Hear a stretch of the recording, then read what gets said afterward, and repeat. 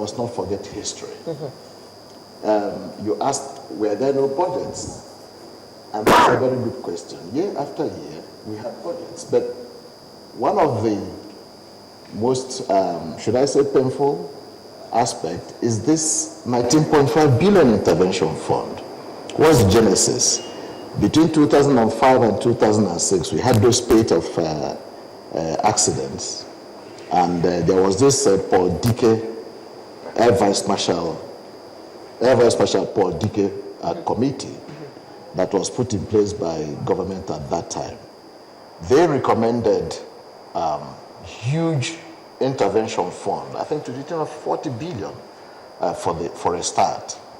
And that intervention fund, if you look at the Paul Dike report, was meant to address airport infrastructure and, very importantly,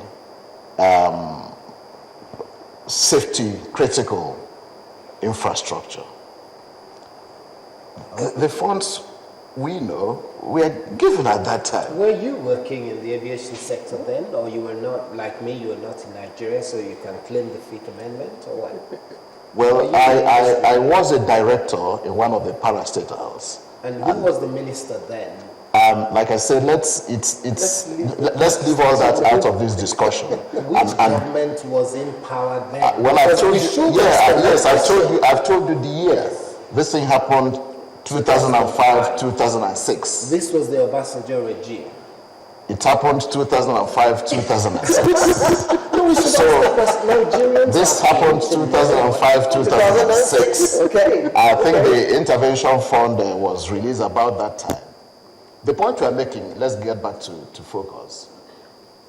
If this money was used the way we are working now, and we say with a sense of humility, if the funds were utilized at that time, perhaps the rot my colleague referred to probably wouldn't persist up until 2011 when the present the management of the ministry came on board. So these are historical facts. And let me also mention another aspect of that. There was this other 6.5 billion Safe Tower project. That was investigated by the Senate at that time. I think some of those issues are in court, so I think we have to be careful the way we discuss them. But the point is, to answer the question you have asked, yes, monies were being spent, but I don't know. Nothing to show. Okay. Well, Mr. Odo, let me bring you in at this point. You are the boss at the Airspace Management Agency. Can you just tell us very briefly what your term of reference is? Basically, airspace is all about what we call CNS-ATM, the communication, the navigation, and the surveillance of the airspace, plus air traffic management. That is a human factor. And we are supposed to provide an efficient, expeditious flow of air traffic services. And I always add, if pilots were magicians, there would be no air traffic controllers. If everybody would do the things right, there would be nobody to manage them. Like the birds, God is supreme. They didn't need any air traffic controllers. The aeroplanes in the air must be managed safely, seamlessly, and expeditiously. That means you need technology, you need human beings.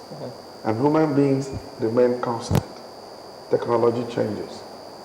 And at the back end of it, there is what we call aeronautical search and rescue.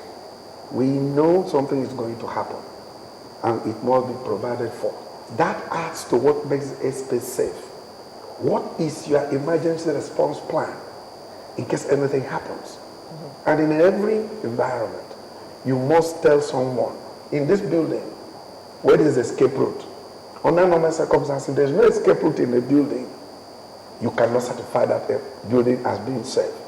Same way, if an air traffic controller is working and an aeroplane crashes, is if abandon the ones in the air and begin to look for the one that had crashed? He needs to just by a press of a button to find, to the Army, to the Navy, to an already established emergency response plan to go rescue that aeroplane, human being, search for it, rescue people, and of course protect that scene of accident before the accident investigators arrive.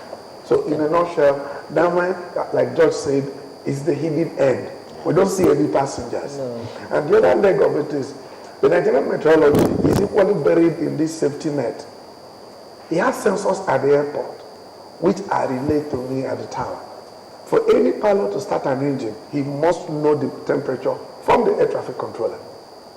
Before any pilot will take off, he must know his destination weather through the work of the Nigerian Meteorological Agency. So you can see... That doesn't happen all the time, but I'll keep my gunpowder dry till I come to him. Okay. You can always ask the question. Yes. Don't forget, finally, that the main responsibility lies on the captain of the aeroplane. Everything you give him is advisory. Yeah. Everything you give him is a safety information. He makes the judgment. That's why we call them commander of the ship. Yeah. So if a captain gets a weather to Enugu, it is his judgment to go to Enugu and time himself. Delay 15 minutes, check the speed of the wind to know when the weather will pass, then he can take off. So at that point in time, that's why it's left to him. It is left to the captain. That's why we keep emphasizing the pilots are 99% of the time in charge of the decisions they make. Okay. And in the course of this discussion, I hope you're going to have reasons to come to that belief. Okay. Now, before I leave you to go to the weather, where are air traffic controllers trained? Very critical and important. Air traffic controllers in Nigeria, specifically as of today, are trained for ab initio in Nigeria, Nigerian College of Aviation Technologies area, Bellbrook in the UK, ab initio training. Many years ago, some of them were trained in Australia, but today, secondary training is done in ATNS in South Africa.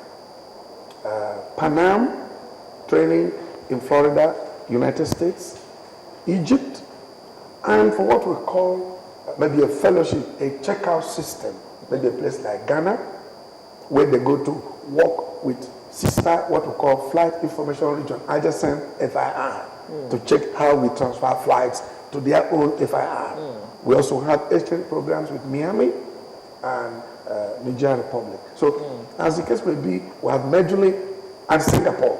We have majorly Singapore, South Africa, Egypt, America, UK these days, not very often. And just about 3 weeks ago, we did a study of UAE. UAE is an airspace not as large as Nigeria, but they have 27 air navigation service providing companies. Just one tower is done by one company. Just one approach corridor is done by one company. But you see, can that fit into Nigeria as of today? No. But we also now begin to collaborate in the Emirate training program, which is situated in Dubai. No. So our men are really very well trained, I must say. It's not a very popular course of study, is it? So you don't have air traffic controllers queuing up looking for jobs. I am not just delighted, but it looks to me I've done some study. Any graduate we recruit today is not baked until 3-4 years after. He is of no use to me, but I'm spending money, lobbying them, encouraging them. And for the man who has come out with a first class, who take first class, 2-1, sometimes a 2-2.